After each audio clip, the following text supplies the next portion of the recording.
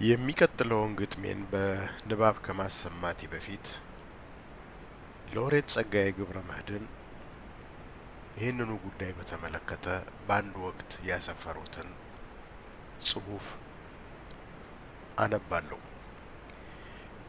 ይህን አጠር ያለ ጽሑፍ ያገኘሁት እናት ዓለም ጠኑ ከተባለው ድርሰቱ ገጽ 115 ላይ ነው።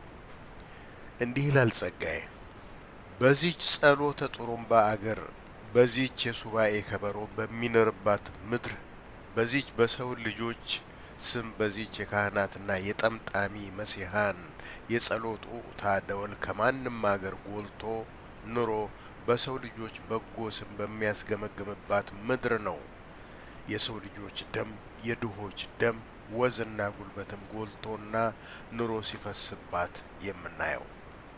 በዚህች የእግዜር ወኪል የእግዜር ወሬ ተርጓሚ በስቶ በተጣበበበት አገር ነው ከየትም የትም አገር ይልቅ የሰው ወዝ በከንቱ ሲሸቀጥባት የምናየው።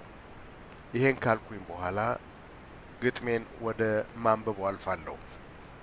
የግጥሙ ርዕስ ይህን አይልም መምህሩ ነው። ይህን አይልም መምህሩ ጠዋት ጠዋት ቀዳሹ፣ ቀን ቀን ተኳሹ፣ ጠዋት መምህሩ፣ ቀን ወታደሩ፣ እውቀት ከጠማው ሲጋተሩ፣ በንካስ ላንቲያ ሲዋጠሩ፣ ሲማረሩ እና ሲካረሩ፣ አረ ለመሆኑ የዚህ የመጽሐፍ ቃል በየትኛው ምዕራፍ በየትኛው ወንጌል ዝረፉ መዝብሩ ይላል ብሎ ሲጠይቅ ሰውየው ምን ነክቶሃል? እባክህ አትጃጃል፣ የባለጌ ሃይማኖት ከጅማት ይጠናል ሲባል አልሰማህም? ጥንትም እኮ ይባላል ብሎ ይሳለቃል። እና እንዴት ነው ነገሩ? አልገባኝም ሚስጥሩ። በእርግማን እያካለቡ ወኔውን እየሰለቡ ከሰማይ ታቦት እያዘነቡ በየቦታው እያንጠባጠቡ እኮ እንዴት በአይን ፍርሃት እየመገቡ ሰውን አርጎ ሆደ ቡቡ በሰማይ እያሳበቡ በሱ ስም እየማሉ አንድነን ብለው እያሉ የተፈጠርነ በአካሉ በአምሳሉ በተቀባው ስም እየማሉ እሱ የተከለው ሲነግሩ ማንነቱን እየበከሉ ንጥር እሴቱን እየቀበሩ ንጥር ባህሉን እየመዘበሩ ለጥበቡ እንደ መካስ በደባትር ትንታግ ምላስ የነግ ሕይወቱን መላስ ስምና ግብሩን እያጣጣሉ ይባስ ብሎ ከመሰረቱ እየነቀሉ ራስን በቦታው መትከሉ ተጽፏል ወይ በወንጌሉ? አስተምሯል ወይ መምህሩ?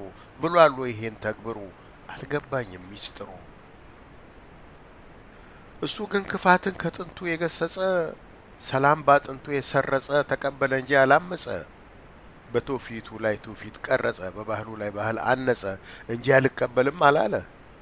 መቀበሉን በማተሙ እየማለ ግን የእሱን ፍቅር በቋንቋዬ ብሎ ባለ የተቀባው እስከዚህ ወዲያ ምን አለ? ሆኖም በሱ ቦታ ራሱን የወከለ የለም። ብርሃነ ቃሉ የሚነገር ቅዱስ ስሙ የሚዘከር ተአምሩ የሚወደስ የሚዘመር በእኔ ቋንቋ ካልሆነ በቀር ከቶ አይሆንም የማይሆን ነገር። ዘራፍ እምቡር ጭራሽ እምቡር እኮ ምን ሊፈይድ ነገር ማክረር መተግበሩ ጭራሽ ላይቀር። ታዲያ በተቀባው ስም እየማሉ እሱን ከርስቱ እየነቀሉ ራስን በይዞታው መትከሉ ምን የሚሉት ፈሊጥ ነው በሉ። መጽሐፉን ከጥግ ጥግ የሰለቅነ በቃሉ ትርጉም የረቀቅነ በግብረ ገብ የመጠቅነ በረቂቃን ረቂቅነት የረቀቅነ ከግዙፋን ግዙፍነት የገዘፍነ አሕዛብን ያሳመነ ያጠመቅነ ሉሲፈርን ያዋረድነ ያበሸቅነ ጥብልያኮስን አካንኪኖስን ጊናጦስን ዲያብሎስን ሰልቢያኖስን ጉግማንጉጊዮስን ቅብጥርጥሬዎስን ምንትስዮስን ያበገነ ቀንድ ያስበቀልነ ሚካኤልን ገብርኤልን ራጉኤልን ሩፋኤልን ሱራፌልን ያመለክነ በአረመኔ የተከበብነ ብፁዕ ወቅዱሳን ነነ ብለው ለዓለም ሁሉ ያሳበቁ ታቦት ከሰማይ እያወደቁ ጠበል ከጅረት እያፈለቁ መሬት ከድሃ ሲነጥቁ ጉድ ፈላልነ አትስረቁን ሲሰርቁ። እንዴ ምን ነካቸው ቄሱ? በአምላክ ስም መሬት ማግበስበሱ ወይ ሞፈር ዘመት ወይ የሩቅ ባለ ርስት አይደለሱ።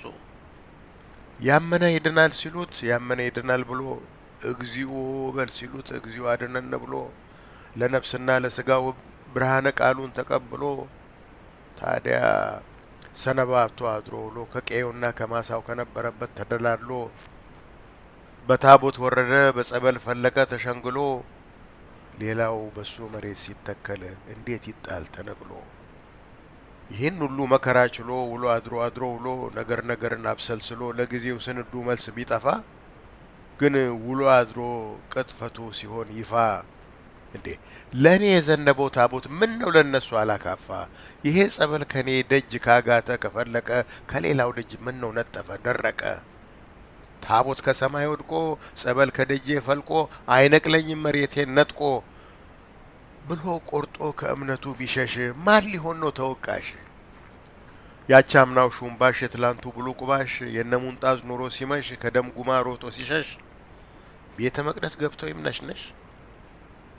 ሌሎችን አደናብሮ ዩኒፎርሙን ቀይሮ አንዴ እንደ ጸጋዬ ቢራቢሮ ወይ እንደ ጉድጓድ ከርከሮ አንዴ እንደ ጫካ ቀበሮ ደግሞ እንደ ገበሬ ዝንጀሮ ከትላንት ተሰውሮ ልብስና እምነት ቀይሮ ሰታት ስለ ቆመ አቀርቅሮ ለሱም ክፍት ነው በሩ እኮ እንዴት ነው ነገሩ?